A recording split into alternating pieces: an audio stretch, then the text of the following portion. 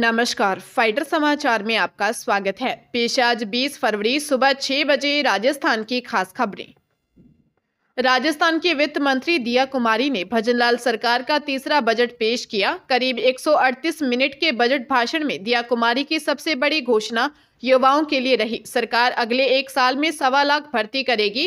Private sector में भी 1.5 लाख नौकरियां दिलवाई जाएंगी। फाइनेंस मिनिस्टर ने बिजली के बिल में भी राहत देने की कोशिश की है, लेकिन 150 यूनिट फ्री वाली घोषणा में सरकार ने कंडीशन लगा दी है। सरकार 5 लाख नए घरेलू बिजली कनेक्शन और 5,000 नए कृषि कनेक्शन भी देगी। वहीं पेयजल विभाग में 1,050 नए टेक्निकल पदों पर भी भर्ती की जाएगी।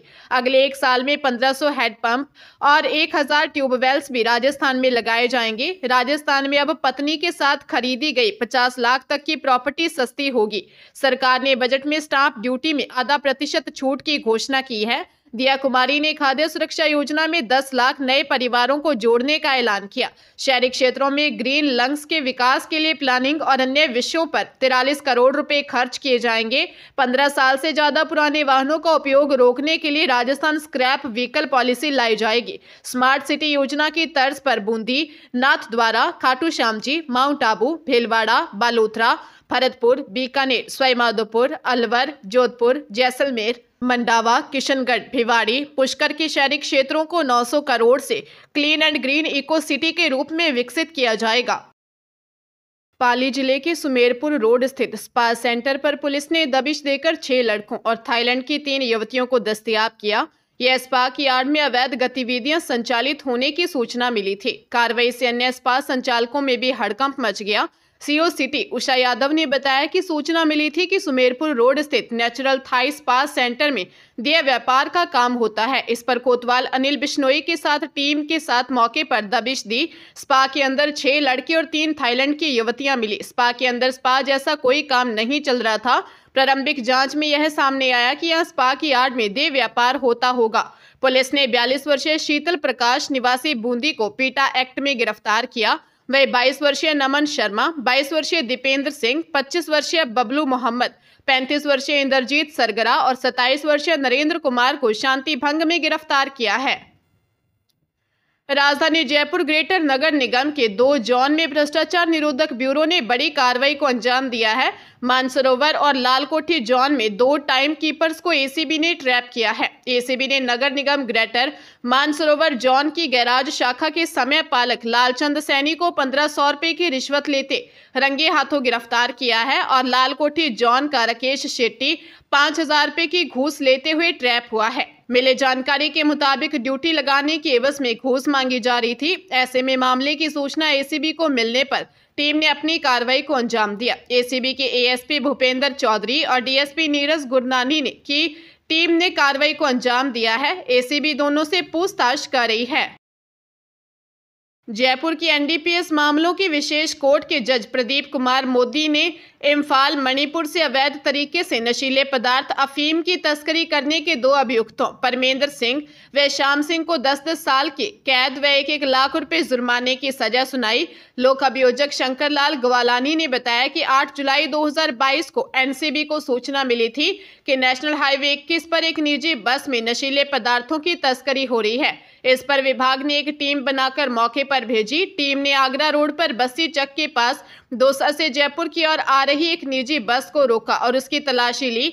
टीम ने बस में बैठे परमेंद्र के पास से करीब 8 किलो से ज्यादा अफीम मिली थी। पुलिस ने 2 आरोपियों को गिरफ्तार कर कोर्ट में चालान पेश किया। 12 जिले के हरनावदा शाहजी थाना पुलिस ने ऑनर किलिंग के एक मामले में 8 महीने से फरार दंपति को गिरफ्तार किया है। थानाधिकारी ब्रजेश सिंह के अनुसार मामला पिछले 4 जुलाई का है। झालावाड़ के जावर सौरती निवासी रविंदर भील ने रिपोर्ट दी कि उसने गांव के शिमला बाई से कोर्ट मैरिज की थी। एक दिन जब वह अपनी पत्नी के साथ हरनावदा शाहजी में सेंट्रल बैंक के सामने खड़ा था, तभी शिमला का भाई मांगीलाल और अन्य परिजन वहां आ गए। उन्होंने शिमला के साथ मारपीट की और उसे जबरन साथ ले गए। गांव ले जाकर उन्होंने शिमला की हत्या कर दी और चुपचाप अंतिम संस्कार कर दिया।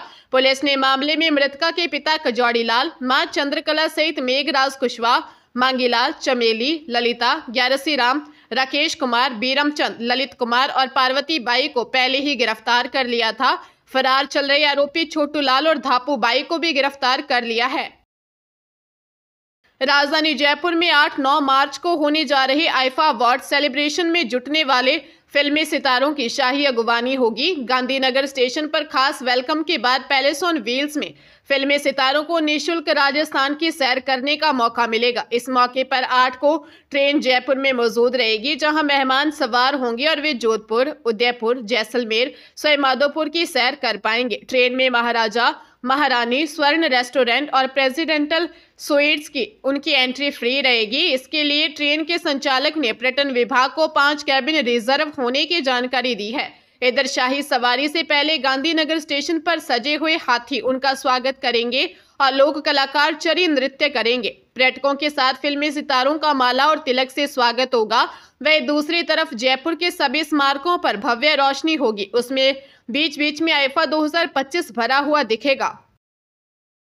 हरियाणा के फरीदाबाद में 14 वर्षीय बेटे ने अपने पिता की हत्या कर दी। पिता ने बेटे को पैसे चुराने और पढ़ाई को लेकर डांट लगाई थी।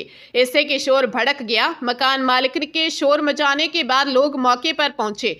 ये देख आरोपी बेटा वहां से भाग गया। हालांकि बाद में पुलिस ने उसे दिल्ली से गिरफ्तार कर लिया। वह फरीदाबाद के नवीन नगर में पिता के साथ किराए के कमरे में रहता था।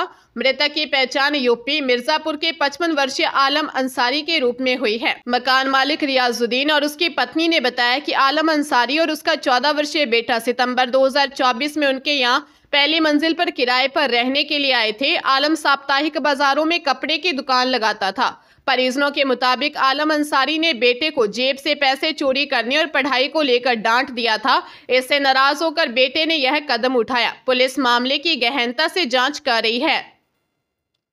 श्रम विभाग की वेबसाइट से डेटा चुरा लोगों से ठगी के मामले तो नहीं रुके, लेकिन विभाग अब अपनी वेबसाइट को सुरक्षित करने में जुटा है। हालांकि वेबसाइट तो पूरी तरह सुरक्षित नहीं हुई, लेकिन विभाग के मित्र से होने वाले ट्रांजैक्शन को सुरक्षित कर दिया है। अब आवेदक के ओटीपी बिना डेटा नहीं निकाला जा सकेगा। बता दें कि पहले श्रम विभाग की वेबसाइट पर श्रमिक कार्ड बनाने वाले और विभाग की विभिन्न योजनाओं का लाभ लेने के लिए आवेदन करने वाले आवेदकों की जानकारी सुरक्षित नहीं थी।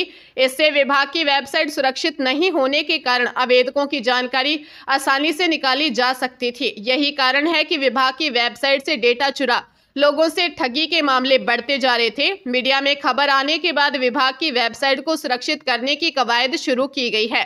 साथ ही मित्र पर भी अब आवेदन करने वालों का डेटा बिना ओटीपी नहीं निकाला जा सकेगा। श्रीगंगानगर जिले के पदमपुर में विदेश में नौकरी दिलाने का झांसा देकर एक युवक से 14 लाख रुपए की ठगी करने का मामला सामने आया है।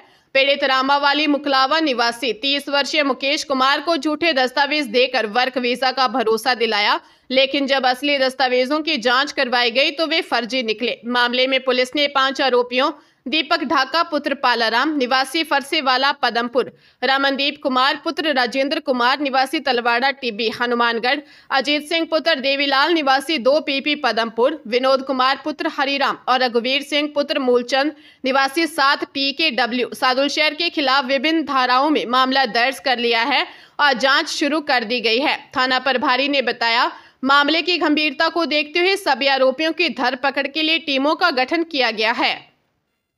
जोधपुर में 8 साल की बच्ची से रेप का मामला सामने आया है। दरिंदगी करने वाला भी मासूम का मौसा है। शराब के नशे में बच्ची के पास सोया और रेप किया। माता पिता सोकर उठे तो बच्ची को गंभीर हालत में देखकर दंग रह गए। वे उसे हॉस्पिटल लेकर गए, जहां बच्ची से रेप का पता चला। सूचना पर पुलिस पहुंची और परिवार से जानकारी लेने के बाद आरोपी मौसा को पकड़ लिया। विवेक विहार थाना पुलिस के अनुसार एक कॉलोनी में रहने वाले मजदूर दंपति की बेटी रेप का शिकार हुई है। बच्ची के पिता ने रिश्ते में लगने वाले अपने साडू को शराब पार्टी के लिए बुलाया। दोनों ने रास्ते में शराब पी, कुछ शराब घर ले गए। घर पर बच्चे की मां सहित तीनों ने शराब पी। नशा होने पर तीनों सो गए। बच्ची भी अपने भाई के साथ पलंग पर सो रही थी। नशे में आरोपी ने मासूम से रेप किया।